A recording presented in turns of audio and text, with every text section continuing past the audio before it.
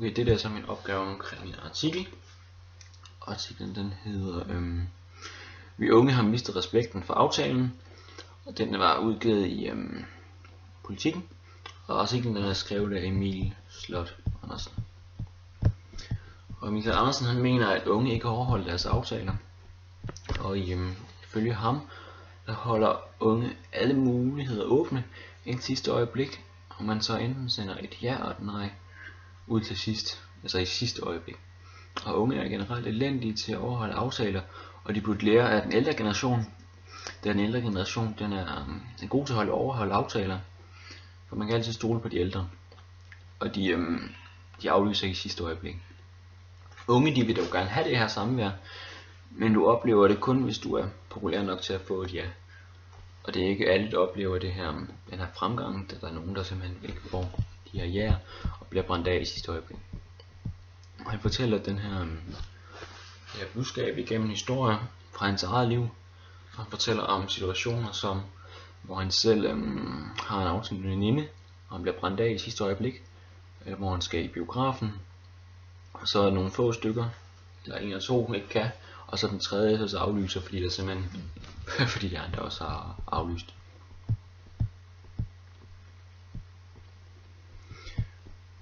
Så til karakteristikken. Og den her artikel som der spilles der ekstremt meget på patos. Især handlingen, grundlæggende handling, som hvor vi hører de her historier.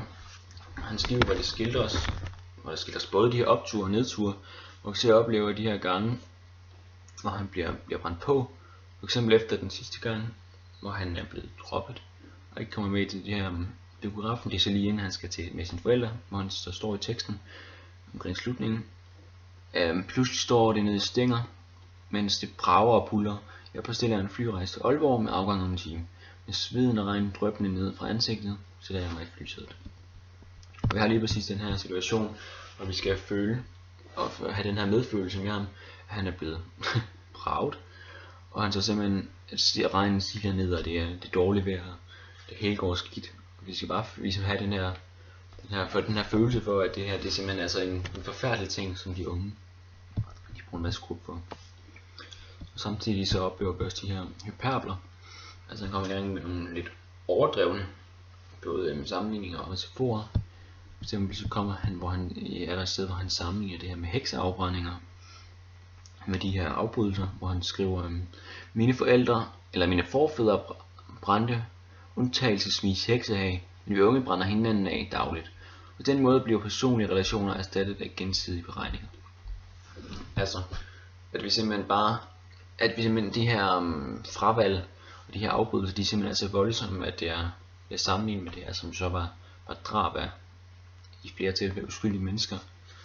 Men at det simpelthen er en ond ting, og det er simpelthen noget, der er meget voldsomt, hvor det næsten også kan blive, kan man kun diskutere det her, og han overdriver om de her, vi så oplever de her hyperbler. Og samtidig også får man altså bruge så mange af de her lidt mere kraftige ord, eller i hvert fald de her ord, som ligesom skal pege i en bestemt retning, så vi ligesom får et, som læser ligesom allerede ved, hvad er det ligesom vi skal opfatte, og i hvilken retning er det ligesom vi skal forstå det her budskab. For eksempel så siger han, som den første linje, den første del af brødteksten, jeg har haft en stinkende dårlig fredag. Så allerede fra starten, så har vi fået idé af hans fremføring her, men vi kører også sådan et forholdsvis negativt ord, som også kan have en forholdsvis stor betydning, det her stinkende dårlig. Så jeg tænker, at det ikke bare er en dårlig fredag, men det er en stinkende dårlig. Som også bliver sådan lidt mere billedsprog, med det her med, det bliver sådan noget stinkende, og det bliver noget negativt. Og vi hører også, at aftalekulturen blandt unge er møg elendig. Altså den er møg elendig, den er ikke bare elendig eller dårlig, vi er helt ude i møg elendig. Og også samtidig, om eftermiddagen vader jeg ind hos frisøren 20 minutter for sent. Og så går ikke, han vader, altså det er meget negativt afmonteret, eller man skal kalde det. Det er ligesom, at vi skal have det her indblik af, at det er noget skidt. Men det grundlæggende belæg for artiklen, som vi også kan se, der er bygget meget på patos, så bygger det også på de her oplevelser. Og det er det ikke så ende med i nogen grad at komme til at svække hans ethos, da det kommer til at fremstå som postulater. Der vi ligesom mangler et eller andet, der kan underbygge det. Da det simpelthen hele belægget, det er de her oplevelser, hans egne oplevelser, som vi selvfølgelig kan sige, at det kan det godt være det rigtige oplevelse, det kan godt være det er baseret på noget virkeligt. Men det er ligesom ikke nok til at underbygge hele det her budskab om, at unge de simpelthen afbryder aftalen. Men det bygger simpelthen ekstremt meget på det her med, at vi skal have medlidenhed, og ligesom skal forstå de her triste situationer, og vi simpelthen igennem den vej at det ligesom er den vej, han prøver at fremføre sit budskab. Og det er jo også godt, kan være en udmærket måde at fremføre det på, men det kan komme til at virke uærligt, altså det her ethos, det simpelthen bliver svækket. Samtidig bruger han også kommer der også de her metaforer, eksempel. Måske er det derfor, vi unge skifter venner ud lige så tit som underbukser. Altså igen, vi har det her også, fordi vi nu har det her lidt socialt problematisk, men vi har det her mangel, og vi kan opstå de her postulater.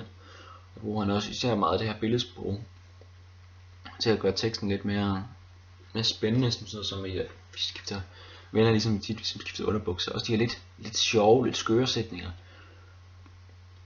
Og igen det kommer til at virke lidt overdrevet, men det er også for at, ligesom at fange, at det skal være en spændende artikel, også interessant.